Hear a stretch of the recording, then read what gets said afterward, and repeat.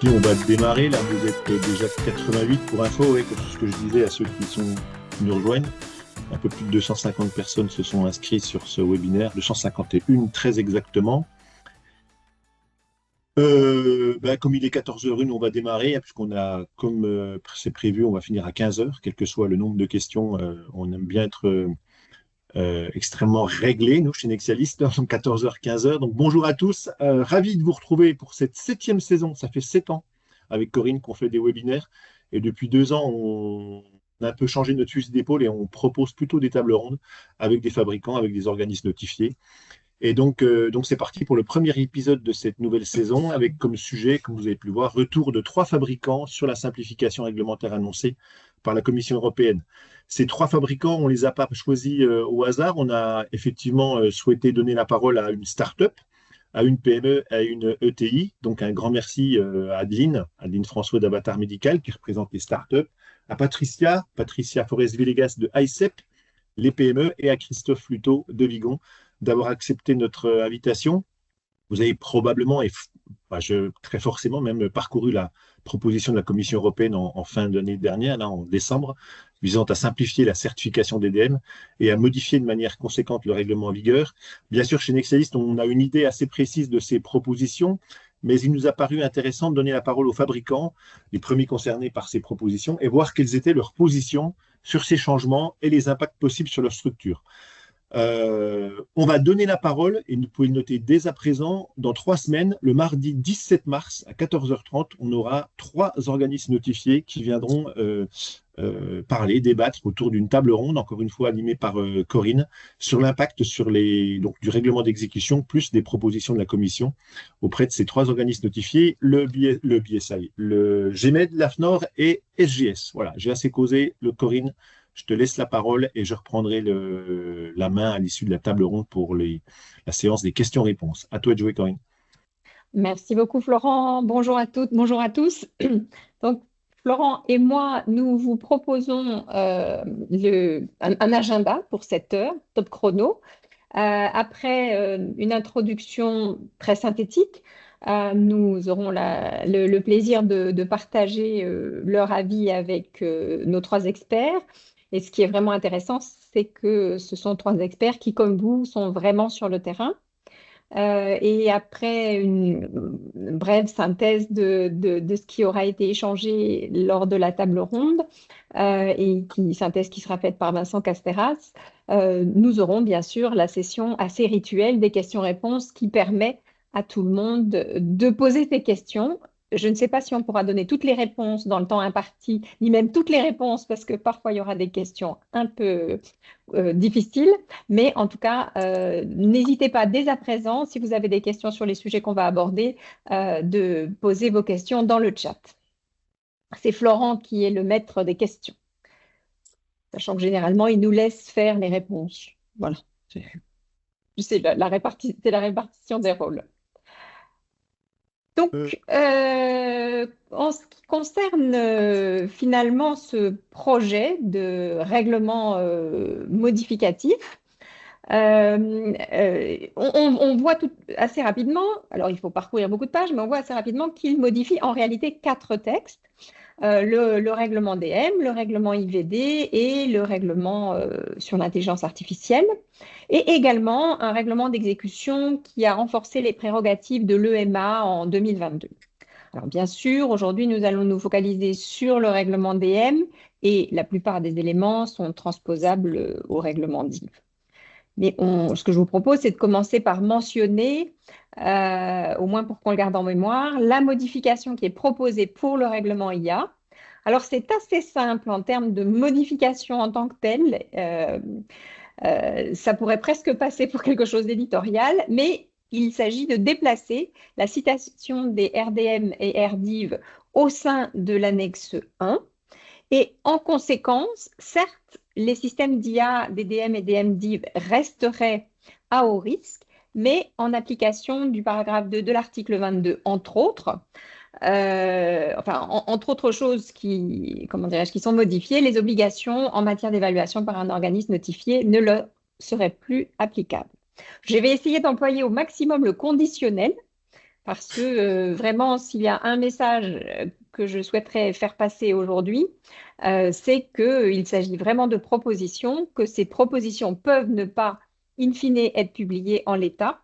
Et donc, c'est important de l'avoir en tête, en tout cas. Et concernant l'EMA, les modalités de gestion des groupes d'experts par l'EMA sont précisées et c'est à noter que l'EMA, entre autres choses, est chargé de fournir des données pour qu'on puisse évaluer le coût des sollicitations des avis des groupes d'experts lorsqu'ils sont sollicités par les fabricants ou les organismes notifiés. Comme nous allons venir avec nos invités sur la première catégorie de modification pour le RDM, donc la simplification et la réduction de la charge administrative, je vous propose de regarder en quelques mots les 5 autres points.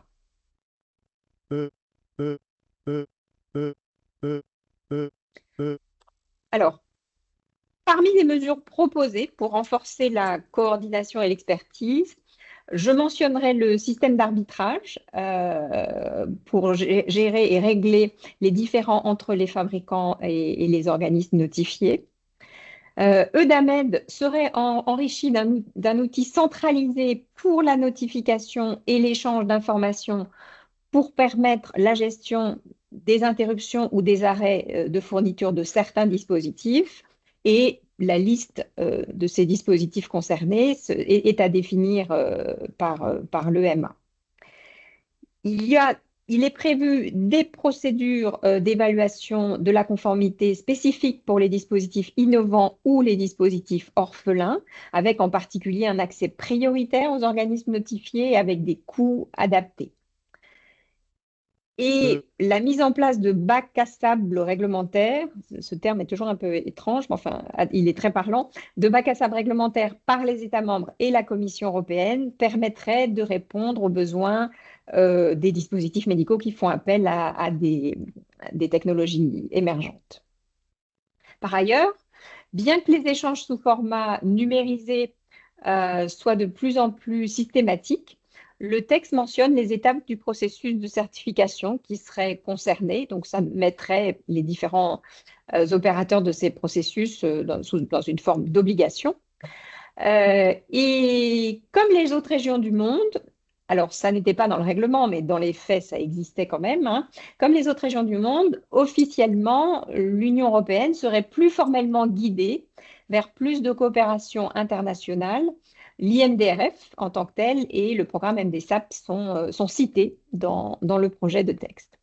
Et enfin, l'harmonisation avec d'autres législations est définie, ce qui apporterait plus de cohérence. Si on revient sur les propositions de simplification et de réduction de la charge dite administrative, parce qu'on voit que de temps en temps, il y a pas mal de techniques de scientifiques, voire de cliniques, dans ce qui est répertorié sous cette catégorie. Ces propositions devraient impacter finalement tous les jalons du processus réglementaire et en particulier dans les cas où un organisme notifié intervient. Alors, c'est le moment de la table ronde et Adeline, Christophe et Patricia, je vais vous poser à tous trois la même question. Dans finalement cette catégorie, simplification et réduction de la charge administrative, je la remets à l'écran pour avoir les différents éléments.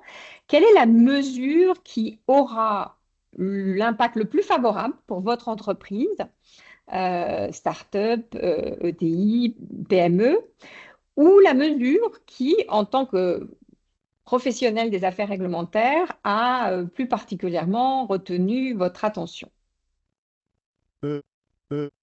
Alors, Adeline, nous commençons avec vous, selon l'ordre alphabétique des prénoms. Et vous avez en particulier choisi de nous parler de la modification de la règle 11 sur les logiciels. Donc, je mets à l'écran pour tout le monde ce qu'on trouve dans les red lines officielles qu'a publié la Commission européenne. Et Adeline, je vous passe la parole. Merci. Oui, du coup, la règle 11, c'est on va dire, c'est la mesure qui a particulièrement retenu mon attention, parce qu'elle est relative au logiciel et que Avatar Médical fabrique des logiciels. Donc, c'est l'une des choses les plus, que j'ai le plus regardé. Donc, pour parler de cette règle 11, donc je voulais déjà dire que elle intègre pour la première fois la terminologie issue des travaux de l'IMDRF avec les termes situation critique, situation sérieuse et non sérieuse. Et par ailleurs, la logique de classification est profondément remaniée parce que les logiciels sont désormais classés en classe 1 par défaut et la classification augmente en fonction de la gravité de la situation clinique. Toutefois, donc, dans cette nouvelle définition, je voulais parler sur la première ligne, that confer clinical benefit. Pour moi, ça soulève une question d'interprétation parce que pour savoir si le bénéfice clinique est direct ou indirect. Alors, c'est une question assez récurrente parmi donc les personnes responsables de l'évaluation clinique des logiciels. Donc, ça fait écho aux discussions autour de l'article 6110 du MDR. Mais Absolument. donc, pardon? Absolument. Ah oui, oui. Oui, tout à fait. Donc voilà, c'est entre autres c'est le clinical benefit, je trouve que ça manque de précision pour moi. Ensuite, donc dans la structure de la classification, et donc il y a le premier niveau qui concerne les situations critiques pour les logiciels, donc concernant classe 3. Le deuxième niveau donc porte sur les situations sérieuses qui conduisent à une classification de classe 2B, mais ça intègre également les situations critiques qui auraient dû être classées dans classe 3, mais qui sont classées en classe 2B. Et de manière similaire au deuxième niveau, dans le troisième niveau, qui vise les situations non sérieuses et classées en classe 2A. Ce point intègre également les situations donc sérieuses et critiques qui auraient dû relever des classes 2B et 3. Donc moi, cette structure d'écriture, pour moi, ça complexifie considérablement la lecture et une application cohérente de la règle. Ensuite, j'ai en conclusion, en lisant toute cette règle et en conclusion, moi, du coup, je me dis que dès qu'on dispose d'un logiciel utilisé pour le diagnostic, le traitement, etc., et qui porte un bénéfice clinique direct ou indirect, on est dans une classe de logiciel 2A ou supérieur. Parce que, en fait, je dis ça parce que je me pose la question s'il existe un niveau inférieur à la situation non sérieuse pour caractériser l'état de patient. Et de même pour la gestion de clinique, est-ce qu'il y a un niveau inférieur à Informed Clinical Management? J'ai pas la réponse, mais pour moi, ça laisse un petit peu de flou et j'ai pas forcément, voilà, ça apporte pas plus de clarification supplémentaire cette règle 11. Donc je reste un peu sur mes, sur ma faim, comme on dit. Ok. Après, j'avais retenu donc parmi les évolutions proposées, donc il y a deux évolutions qui me semblent pas particulièrement favorables pour nous. Donc c'est le PRC et donc pour les audits. Donc dans un premier temps, la question des PRC, pour une petite start-up ou une petite entreprise, c'est un défi parce que sous la forme actuelle, l'exigence de la disponibilité permanente et continue impose de désigner non pas une mais deux personnes, une PRC principale et une suppléante, joignable 24 heures sur 24, 7 jours sur 7, qui est particulièrement difficile à satisfaire quand on a une petite structure. Et donc la révision du MDR va clairement pour moi dans le bon sens parce que la suppression des exigences de qualification détaillée, ça offre plus de flexibilité et l'obligation de disponibilité permanente et continue est remplacée par une simple obligation d'être disponible lorsque c'est nécessaire, ce qui est beaucoup plus réaliste et proportionné.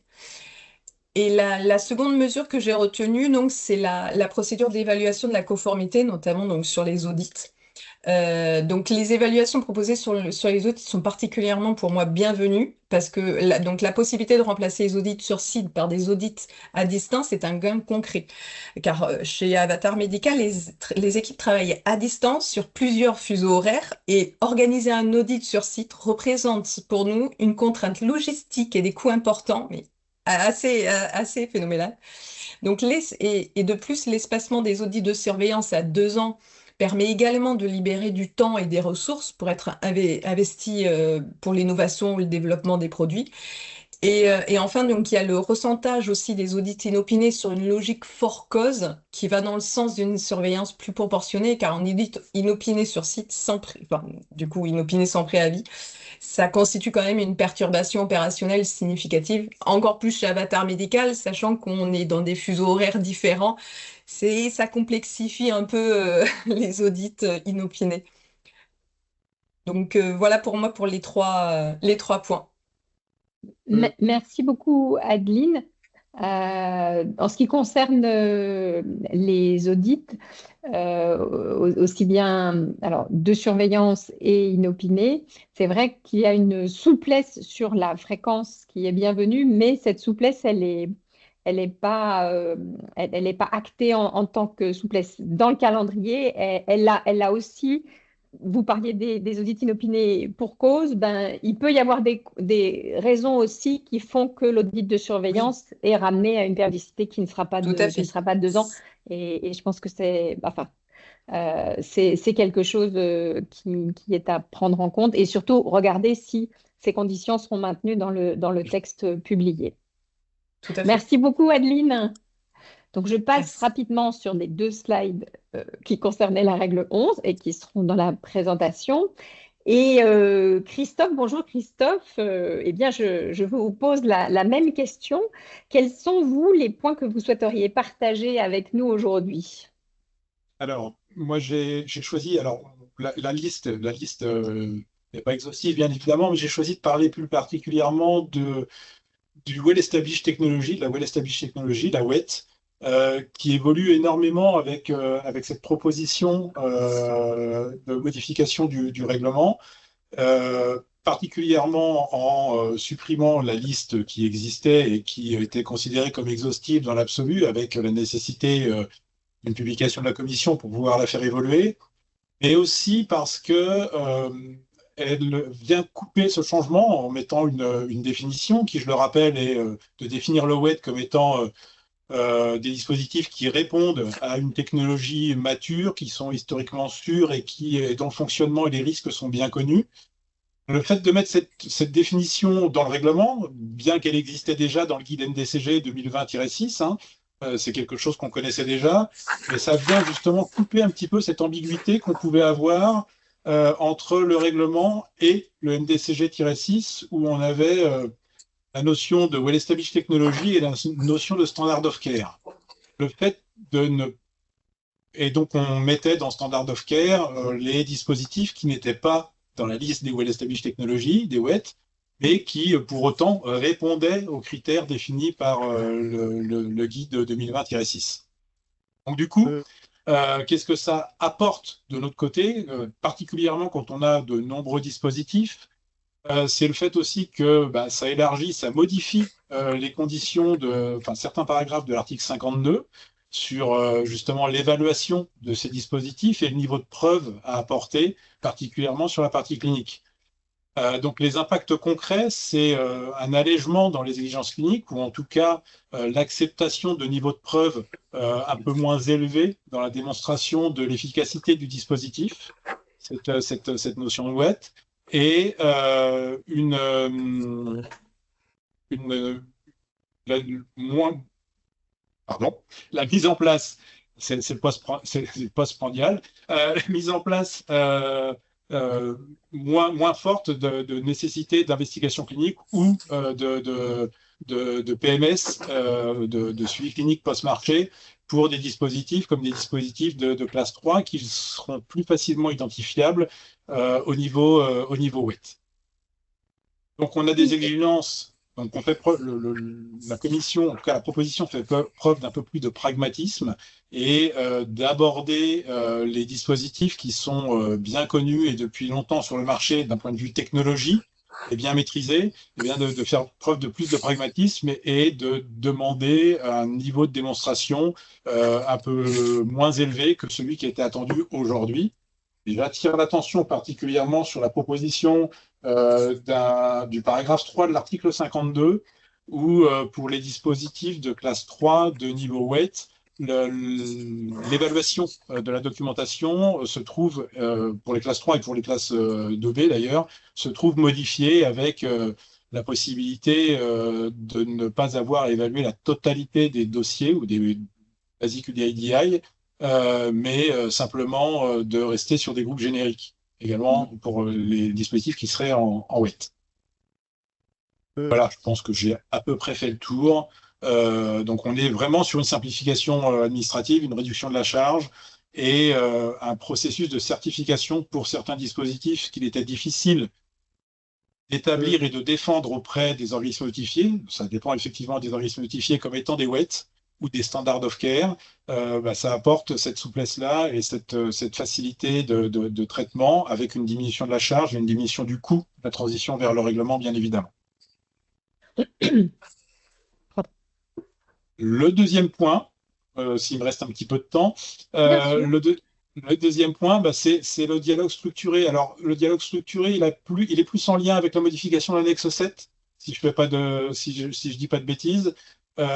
C'est quelque chose qui existe déjà auprès de certains organismes notifiés, et je pense qu'il faut en user et en abuser dans la mesure du possible, parce que ça permet, par expérience, et avec différents organismes notifiés, de vraiment mieux comprendre les questions ou les non-conformités qui nous sont adressées, d'échanger sur la nature de la réponse qu'on peut apporter et d'estimer ou de faire une préestimation de l'acceptabilité des réponses qu'on va apporter.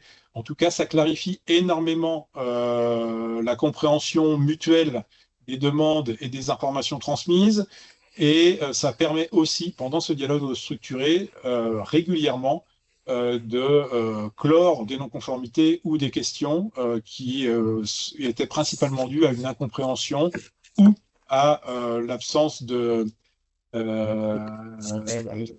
à la non-visualisation de la réponse apportée par les évaluateurs de dossiers. Voilà. Pour le reste, je pense que c'était des points que j'avais en commun avec Patricia, donc je laisserai Patricia développer les autres points que j'avais identifiés. Merci beaucoup, Christophe. Patricia, donc, quel est votre avis donc, sur les propositions et vous avez sélectionné 3 sujets particuliers qui adressent des problématiques de ICEP. Oui, tout à fait, merci. Effectivement, nous, chez ICEP, on développe un dispositif de classe 2B d'autotransfusion péropératoire, donc avec du hardware, du software, des consommables, etc. Et donc, la mesure qui a retenu, on va dire en premier mon attention, c'est les modifications après certification, puisqu'évidemment, on est dans des classes de dispositifs où on a quand même pas mal de modifications à gérer post-mise sur le marché, et on est en plein dedans, et c'est ce qu'on fait chez ICEP depuis presque 3 ans maintenant, bientôt 4. Donc ça, c'est vraiment important pour nous. Donc la proposition est déjà de distinguer donc dans les procédures et les accords contractuels, donc la gestion des modifications avec ce qui doit être notifié, ce qui ne doit pas être, enfin ce qui doit être notifié et pour lesquels on doit attendre l'accord de l'organisme notifié, celles qu'on doit simplement notifier et celles qu'on ne doit pas notifier. Et donc avec une clarification de ces types de modifications, ce qui va permettre, je l'espère, une harmonisation entre tous les organismes notifiés, puisque je pense qu'on n'est pas tous logés à la même enseigne sur la gestion des modifications auprès de nos ON, et c'est bien dommage. Donc il y a ce point-là qui va beaucoup nous aider, avec peut-être, on l'espère aussi, la sortie d'un MDCG ou quelque chose comme ça qui vraiment clarifiera ces définitions. Donc évidemment, il va falloir qu'on l'intègre dans nos procédures, que ce soit très clair de notre côté, donc peut-être un peu de travail en amont. Mais je pense qu'une fois que ce sera vraiment clarifié, ça va beaucoup faciliter nos interactions avec les organismes notifiés et réduire potentiellement le nombre de notifications qu'on doit faire. Donc avec moins de travail pour nous fabricants et moins de travail aussi pour les organismes notifiés. Il est également prévu a priori un plan de contrôle de modifications prédéterminé, donc avec une sorte d'accord qu'on va avoir avec notre organisme notifié sur des modifications on va dire à la fois peut-être récurrentes, prévisibles, assez simples, j'imagine, peut-être des mises à jour de logiciels mineurs, justement, des changements de fournisseurs, mais avec des qualifications évidemment identiques entre les fournisseurs. Donc là, on ne sait pas forcément trop comment ça va se passer. Il va y avoir un peu de temps à passer avec les organismes notifiés pour négocier ce plan sur lequel on va se mettre d'accord, hein, et qui sera a priori individuel pour chaque entreprise. Donc ça va être ça risque de prendre un petit peu de temps. Mais une fois qu'effectivement on aura clarifié ce plan de contrôle, on peut imaginer que la feuille de route sera plus simple au niveau des modifications et que donc ça sera plus facile dans nos interactions avec l'organisme notifié.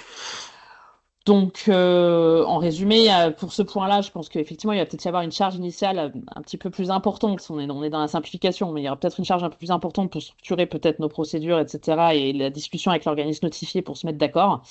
Mais une fois que ça sera fait, on peut penser qu'il va y avoir effectivement un allègement pour nous tous, puisque je sais que certains organismes notifiés demandent la soumission de 100% des changes, ce qui évidemment est très, très chronophage, à la fois pour le fabricant et à la fois pour l'organisme notifié. Moi, j'ai la chance avec BSI d'avoir déjà un petit peu en place cette structure et de pouvoir interagir avec BSI sur ces 3 types de catégories déjà. Donc, je trouve ça très bien et si on va là-dedans, c'est super. Les 2 autres points qui ont retenu mon attention, c'est à la fois le PSUR et les preuves cliniques, ça va un petit peu ensemble. Alors, le PSUR, la proposition est d'alléger les fréquences, c'est-à-dire de faire des PSUR moins souvent. Et notamment tous les 2 ans pour les PSUR, pour les classes 2B, ce qui est le cas chez ASEP. Ça, je trouve que c'est vraiment une bonne proposition aussi parce que tous les ans, en fait, ça revient très rapidement. Il y a beaucoup de données à compiler dans les PSUR. Il n'est pas forcément à l'échelle de l'évaluation clinique très facile de faire des bilans tous les ans, hein. Quand on fait des études cliniques, voilà, tous les ans, ça fait peut-être un petit peu beaucoup. Nous, ça nous demande beaucoup de temps chez ASEP, ça mobilise beaucoup de ressources très transversales pour rédiger ces PSUR, il faut s'y prendre beaucoup à l'avance, etc. Et donc, du coup, effectivement, alléger un petit peu et passer ça tous les 2 ans au lieu d'1 an, je pense que ça va nous aider beaucoup. Et je finirai par les preuves cliniques, et alors je détaillerai pas tout, mais il y a 2 choses qui ont retenu mon attention. C'est qu'a priori, on reviendrait quand même à un assouplissement de l'équivalence, enfin, de la démonstration de l'équivalence, avec notamment la possibilité quand même d'utiliser des dispositifs équivalents qui ne sont pas fabriqués par notre entreprise, par notre propre entreprise. Ce qui est un petit peu un retour en arrière, mais qui permettrait quand même de faciliter les choses. Et puis, j'ai vu aussi qu'on encourageait l'accès à des méthodes plus innovantes, voilà, des essais in silico, de la modélisation informatique, des choses comme ça, qui, pour nous, à ICEP, ne nous est peut-être pas applicable, mais qui, je pense, va beaucoup aider d'autres sociétés, effectivement, qui travaillent dans ces milieux et qui vont pouvoir utiliser, par exemple, ces modélisations informatiques pour générer de la donnée clinique et qui seraient reconnues comme telles. Et parfois, je pense que c'est très pertinent dans certains cas. Donc là aussi, je pense que du coup, ça va simplifier un petit peu les choses. Encore une fois, comme disait Corinne, qu'est-ce qu'il va y avoir dans le texte in fine, on ne sait pas. On est toujours au conditionnel, mais voilà, pour l'instant, on est sur des propositions. Alors, plus on forge ce qu'on a envie de garder et ce qu'on a envie de moins garder. Donc, et je trouve que les choix que vous avez faits quand on a préparé cette session sont très intéressants pour ça, parce qu'il y a des choses qu'on veut garder, puis des choses sur lesquelles on est plus réservé, ou on aimerait plus de clarification pour que ça soit vraiment une simplification. Donc ça, je pense que ça, c'était tout à fait éclairant, et vos choix par rapport aux produits et par rapport aux entreprises dans lesquelles vous intervenez, c'est tout à fait, de mon point de vue, représentatif. Alors, et merci donc à tous les 3 d'avoir répondu à cette première question. Et pour poursuivre notre échange, finalement, je vous soumets une question un peu subsidiaire, mais qui est très, très corollaire de tout ce qu'on vient d'échanger. Le calendrier d'approbation, puis d'entrée en vigueur de ces projets de modification, si on parle que des 2 règlements, hein, il nous conduit, alors en entendant les uns les autres s'exprimer sur le sujet, probablement en 2028, une publication en 2028, début 2028, fin 2028, c'est difficile de dire. Et je suis d'accord si quelqu'un dans cette assemblée dit que ce n'est pas 2028, que c'est 2027 ou 2029. Aujourd'hui, c'est difficile de le dire. Ce qu'on sait jusqu'à plus ample informé, c'est qu'il n'a pas été demandé de procédure d'urgence, donc d'un examen ultra rapide, comme ça avait été le cas dans le cadre du Covid, par le Parlement et le Conseil. Et puis, il y a la date de parution, donc là, qui finalement nous donne le top départ, la date d'entrée en vigueur, mais il y a aussi toutes les dates d'application qui sont échelonnées pour certaines de 6 mois à 5 ans après la date d'entrée en vigueur. Et donc, en quelques mots, ma question, la question que je vous adresse à tous trois, c'est est-ce que à l'heure à laquelle on se parle aujourd'hui, ce calendrier qu'on peut plus penser qu'il est moyen, long terme que court terme, à quel point ce calendrier va modifier vos stratégies réglementaires pour les produits existants ou pour les nouveaux produits, c'est-à-dire est-ce qu'on va choisir de faire appliquer les nouvelles, quelles qu'elles soient, dispositions pour les nouveaux produits. Donc, est-ce qu'on va attendre ou est-ce qu'on ne va pas attendre? Ou est-ce que ma question n'a pas de sens à l'heure qu'il est? Tout est possible. Adeline, on débute par vous? Merci. Oui, comme vous avez dit, en fait, c'est vrai que ce délai de 2028, c'est un peu en point d'interrogation et c'est vrai que c'est un peu, c'est un calendrier un peu fluctuant, on sait pas trop. Donc c'est vrai que pour les produits déjà sur le marché ou en cours de certification, pour moi, il n'y a pas à changer. Il faut continuer comme ça parce que attendre 2028 dans l'espoir des règles assouplies, c'est une prise de risque excessive. Pour les produits en cours de développement, oui, il est possible d'anticiper les orientations donc issues de ces projets de modification, mais uniquement si la mise sur le marché est prévue pour 2028. Parce que si c'est pour avant, on n'est vraiment pas sûr que ce soit effectif. Quand est-ce que ce sera effectif, quoi, en tout cas. Donc, par contre, dans tous les cas, il faut faire une bonne veille réglementaire pour suivre l'avancement de ces discussions au niveau de la Commission et du Parlement pour savoir ce qui va être décidé, ce qui va être décidé ouais, dans ces discussions et du coup d'adapter sa stratégie pour les produits futurs. Pour moi, c'est plutôt là-dessus, quoi. Ok. Merci beaucoup, Adeline. Je continue avec mon ordre alphabétique, les prénoms. Christophe? Voilà.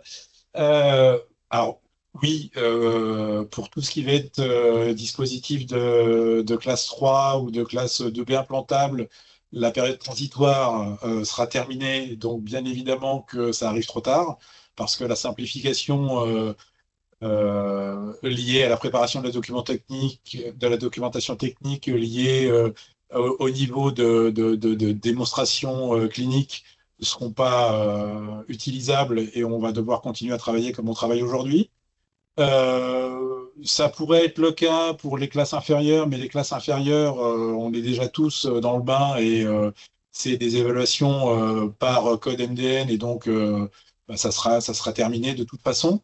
Donc ce sera utilisable particulièrement sur la partie post-marché, donc les PSUR, les modifications de produits post-enregistrement post-certification, et puis pour tous les nouveaux produits, mais sinon l'allègement dans la transition en tant que telle, ça n'aura, à mon sens, pas de conséquences. Ok, effectivement. Euh, ça permet de reclasser encore les modifications, non plus par leur nature, mais par quand elles vont être utilisées je dirais le plus vite possible ou de façon la plus favorable possible. Et Patricia, qu'en Oui, pensez-vous? ouais, je suis d'accord avec Aline et Christophe, hein. Nous, pour nous qui avons le produit déjà sur le marché, ça va pas à court terme changer grand-chose. Mais évidemment qu'il va falloir continuer à faire ce qu'on fait déjà aujourd'hui. On pourra anticiper cette simplification si c'est possible. C'est pas toujours évident de simplifier, hein. Des fois, il faut aussi pas aller trop loin non plus dans la simplification et pas faire d'erreur. Moi, j'aurais juste peut-être une attention particulière, même si je représente aujourd'hui les PME, pas forcément les startups. Je viens du monde de la startup et je voudrais pas que des gens qui sont pas très au fait du réglementaire, comme nos amis les investisseurs aussi, nous disent ah bah ça y est, le règlement a été simplifié, donc maintenant il faut 1 an pour avoir un marquage CE. Il va y avoir un petit peu d'éducation à faire à nos amis administrateurs et investisseurs que nous avons aussi chez ASEP et leur expliquer que c'est pas fait, que c'est pas gagné et que c'est pas parce que il va y avoir cette simplification s'il y a lieu que obtenir un marquage CE deviendra une formalité, je pense. Donc voilà, je voudrais juste partager cette, euh, cette idée en tout cas. Eff- Effectivement, probablement que vous n'êtes pas toute seule Je à pense. l'avoir. Je vois Adeline qui opine. Euh, Oui, super, bah oui, je vraiment, suis tout à fait d'accord. Parce que c'est vrai que quand c'est sorti, même ma chef m'a dit, ah, c'est bien, ça va être tout simple maintenant. Bon, alors quand est-ce qu'on peut le faire? Non, il va falloir attendre un peu quand même. La patience, ouais. Ce qui n'est pas le fort ni des investisseurs ni des administrateurs. Euh, Merci beaucoup à nouveau à tous les trois. Et avant d'entamer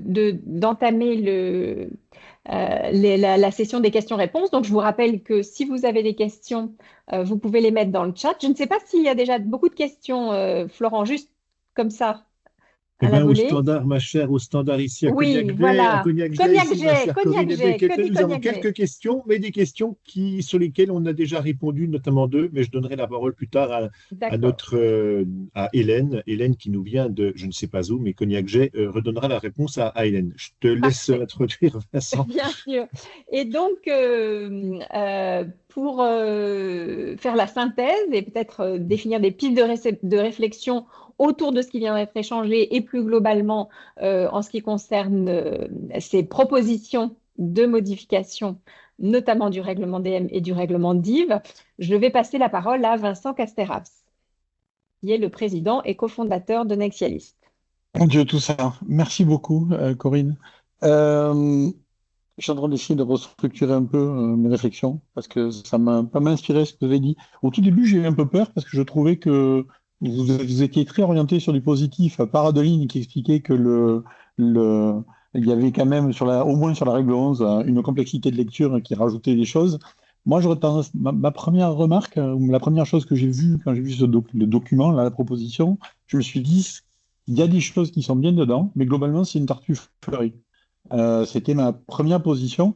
Et maintenant, j'ai migré vers la danse de salon plutôt. Ce que je veux dire par là, c'est que Euh, euh, on essaye vers la complexité, je trouve, parce que quand on rajoute 700 pages à un document existant pour essayer de le simplifier, je suis pas sûr qu'on le simplifie, surtout avec toutes les interconnexions possibles. Et dans notre métier, on sait que quand on touche à un truc, ça va aller toucher à quelque chose euh, ailleurs. Et les carrières, c'est encore plus compliqué. En plus, on n'est très souvent pas d'accord sur les interprétations. Donc, j'ai pas l'impression, même si sur certains des points, vous avez souligné, il y a des choses qui apportent potentiellement des choses assez saines, mais en même temps, les impacts les plus positifs, ils vont être totalement inutiles parce que ça va arriver post-transition, a priori. Donc, c'est pour ça que ma première position, c'est une tartufferie. Euh, et là, en suivant, en vous écoutant, j'ai migré la tartufferie, comme je disais, vers la danse de salon, parce que j'ai l'impression qu'on fait un pas en avant, deux pas en arrière, donc on est dans le tango, on est un petit peu dans la valse aussi, et c'est vraiment, comment dire, c'est des changements ça me laisse un niveau de satisfaction très élevé parce que je pense que la problématique, alors ça c'est un avis personnel maintenant, le reste aussi a marqué, la problématique de fond dans l'application du règlement, il est dans la facilitation de la communication entre les individus et entre les parties prenantes. J'ai déjà évoqué le sujet quand on a fait nos webinaires sur la partie dialogue structuré. Et c'est vraiment quelque chose qu'on pourrait appliquer partout. Christophe a bien dit que l'important c'était de communiquer, d'échanger pour arriver à trouver des bases communes et se mettre d'accord. Et pour moi, l'élément qui est complètement oublié dans la mise en œuvre de la réglementation, euh, les règlements tels qu'ils ont été votés, les projets actuels, on oublie l'humain dans l'histoire et on oublie l'interaction entre les humains. Alors donc, et c'est le paradoxe, c'est que dans d'autres domaines, quand on parle de changement et de conduite du changement dans les entreprises, on va regarder l'impact sur l'humain. Et là, sur un point comme le réglementaire, la réglementation, on l'a totalement oublié. Et pour moi, je reste sur ma fin, j'en profite parce que c'est un truc qui pour moi est très important. On n'a toujours pas de système de médiation de la divergence de point de vue, parce que le dialogue structuré ne sert pas à ça. Et pour moi, c'est ce qui manque dans la réglementation européenne versus l'américaine. On n'a pas de zone dans laquelle on a un médiateur qui est capable d'aider à se mettre d'accord quand on n'est pas d'accord. Et c'est vraiment un point qui manque.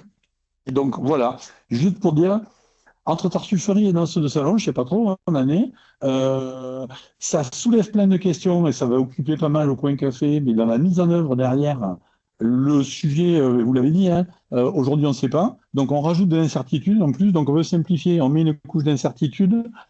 Donc pour moi, Adeline et Patricia, vous l'avez aussi dit à la fin quand vous disiez, oui, mais on ne sait pas trop comment faire, et ça a un impact pour le grand public, enfin grand public, ou des gens qui sont en fait des acteurs du système, mais pas des spécialistes, qui va peut-être pas non plus dans le bon sens. Et donc je suis très dubitatif par rapport à l'exercice qui est fait en ce moment au niveau de l'Europe. et je sais vraiment pas quoi en faire. Et pour moi, c'est juste la continuité dans l'échec, et on est juste en train de construire le futur prochain échec de ce MDR qu'on devrait appeler Tango. Voilà, j'ai fini. Merci beaucoup, Vincent. Adeline, vous avez levé la main. Oui, je voulais rebondir parce que c'est vrai que je suis d'accord. Quand j'ai vu la simplification avec le nombre de pages, je me suis dit, mais comment c'est possible de simplifier avec autant de pages, avec autant de... Je crois que j'ai mis un temps fou à lire pour essayer de comprendre ce qu'il y avait écrit dessus, etc. Je suis tout à fait d'accord que ça rebute un petit peu le truc de simplification avec le nombre de pages. C'est vraiment une masse. Ça arrive un peu tard, je suis d'accord. Mais j'ai envie de dire, des fois, vaut mieux tard que jamais. Au moins, ils se sont rendus compte que c'était trop complexe. J'essaie toujours de voir un peu le positif et je me dis que, bon, vaut mieux tard que jamais. Ils ont vu que ils font en rétropédalage un peu tardivement. Ça va arriver un peu tard, mais c'est déjà ça. Moi, je prends ce que je peux, hein. Voilà. Merci beaucoup, Adeline. Alors, ce qui sera intéressant, effectivement, parce que ce qui aurait été intéressant, mais c'est un autre, c'était pas l'objet aujourd'hui, mais c'est de regarder à qui s'adresse, à quel opérateur économique, s'adressent les différentes modifications, quelles sont celles qui s'adressent aux ON, quelles sont celles qui s'adressent aux autorités compétentes. Et on voit aussi que la charge est qu'il y a beaucoup de choses qui sont réparties au niveau du processus de certification et qui donc impliquent de fait les deux acteurs, le fabricant et l'organisme notifié, et que c'est vrai que ce sont des changements, ce sont des modifications. Donc, elles peuvent être plus simples ou pas forcément plus simples, et il faudra voir si elles sont efficaces. Pardon, peut-être un dernier commentaire là-dessus. Oui. Lié à ça, ça sous-entend, quand on lit le texte, qu'il va y avoir encore plein d'MDCG qui devraient sortir. Donc déjà, on avait un record absolu de production d'MDCG, et on va juste partir là-dessus. Et ça aussi, simplification, ok, pourquoi pas? Je doute, donc je suis. Voilà, c'est tout. Merci à vous trois, là, vous avez été top, hein, Patricia, Adeline et Christophe, mais je n'en doutais pas. Merci Corinne.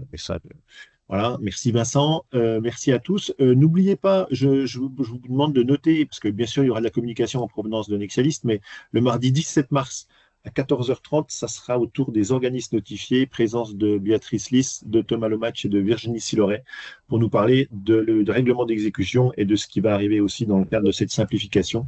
Et j'aurai le grand plaisir avec Corinne de vous retrouver à ce moment-là. Et nous vous souhaitons une excellente semaine sous le soleil et à très bientôt. Et n'oubliez pas, tout est en replay sur le site, en replay sur le site de Nexalis, sur le site YouTube de Nexalis. Donc n'hésitez pas à les consulter, notamment le 6110 qu'on a fait l'année dernière. Et puis bien sûr, celui-ci va être disponible dès la semaine prochaine. À très bientôt. Au revoir. Merci beaucoup. Au revoir à tous et haut les cœurs.